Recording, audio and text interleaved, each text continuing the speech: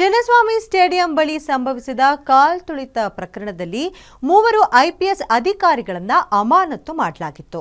ಆದರೆ ಈಗ ಕೇಂದ್ರ ಸರ್ಕಾರ ರಾಜ್ಯ ಗೃಹ ಇಲಾಖೆಯಿಂದ ಈ ಬಗ್ಗೆ ಕ್ಲಾರಿಟಿ ಕೇಳಿದೆ. ಒಂದೆಡೆ ಸಿಐಡಿ, ಮತ್ತೊಂದೆಡೆ ಮ್ಯಾಜಿಸ್ಟ್ರೇಟ್ ತನಿಖೆ ಚುರುಕುಗೊಂಡಿದೆ. ಈ ನಡುವೆ ಕೇಸ್ಗೆ ಮಾನವ ಹಕ್ಕುಗಳ ಆಯೋಗ ಕೂಡ ಎಂಟ್ರಿ ಕೊಟ್ಟಿದೆ.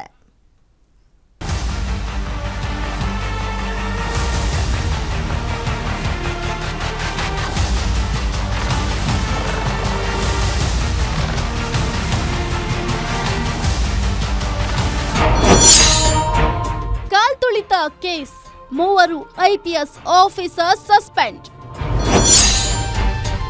ಕೇಂದ್ರ ಗೃಹ ಇಲಾಖೆಗೆ ರಿಪೋರ್ಟ್ ನೀಡಲು ರಾಜ್ಯ ತಯಾರಿ. ಜೂನ್ 4ರಂದು ಆರ್ಸಿಬಿ ಸಂಭ್ರಮ ಸಾವಿನ ಸೂತಕಕ್ಕೆ ನಾಂದಿ ಹಾಡಿತ್ತು.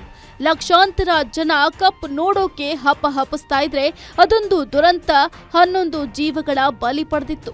ಘಟನೆಗೆ ಸರ್ಕಾರ, ಆರ್ಸಿಬಿ, ಕೆಎಸ್ಸಿಎ ಯಾರ ಹೊಣೆ ಅನ್ನೋ ಸವಾಲು ಇನ್ನೂ ಮುಗಿಯದ ಒಗಟು. ಇನ್ನು ಘಟನೆಗೆ ಸಂಬಂಧಪಟ್ಟಂತೆ ಇಲ್ಲಿವರೆಗೂ ಓರ್ವ ಇನ್ಸ್ಪೆಕ್ಟರ್, ಎಸಿಪಿ ಸೇರಿದಂತೆ 3 ಐಪಿಎಸ್ ಆಫೀಸರ್ಗಳನ್ನು ಅಮಾನತು ಮಾಡಲಾಗಿತ್ತು. ಯಾವ ಕಾರಣಕ್ಕೆ ಐಪಿಎಸ್ ಅಧಿಕಾರಿಗಳನ್ನು ಅಮಾನತು ಮಾಡಿದ್ರು ಅಂತ ಈಗ ಸೆಂಟ್ರಲ್ ಸಿವಿಲ್ ಸರ್ವಿಸಸ್ ರೂಲ್ಸ್ನ ಅಡಿ ರಿಪೋರ್ಟ್ ಕೊಡೋಕೆ ರಾಜ್ಯ ಗೃಹ ಇಲಾಖೆ ಮುಂದಾಗಿದೆ. ಅಮಾನತಿಗೆ ಕಾರಣ ಏನು ಅನ್ನೋದನ್ನ ಕೇಂದ್ರ ಗೃಹ ಇಲಾಖೆಗೆ ಸಂಪೂರ್ಣ ವಿವರಣೆ ಕೊಡಬೇಕಿದೆ.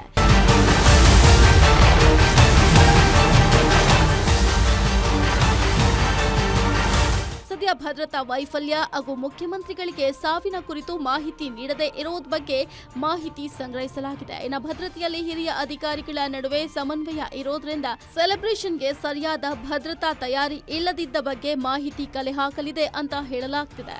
ಹಾಗಾದ್ರೆ 3 ಐಪಿಎಸ್ ಅಧಿಕಾರಿಗಳ ಅಮಾನತು ಬಗ್ಗೆ ಕೇಂದ್ರ ಮಟ್ಟದಲ್ಲಿ ನಡೆ ಏನು ಅನ್ನೋದ್ರ ಬಗ್ಗೆ ನೋಡುವುದಾದ್ರೆ, ಕೇಂದ್ರದ ನಡೆ ಏನಾಗಬಹುದು?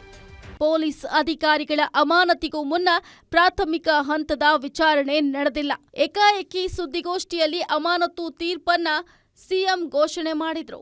ಈ ಕಾರಣ ಮುಂದಿಟ್ಟು ಅಮಾನತು ಆದೇಶವನ್ನ ಅನುರ್ಜಿತಗೊಳಿಸಬಹುದು. ಎಡಿಜಿಪಿ ದಯಾನಂದ್ರ ಅಮಾನತು ಹಿಂಪಡೆಯುವಂತೆ ಸಾರ್ವಜನಿಕರ ಆಗ್ರಹಕ್ಕೆ ಮಾನ್ಯತೆ.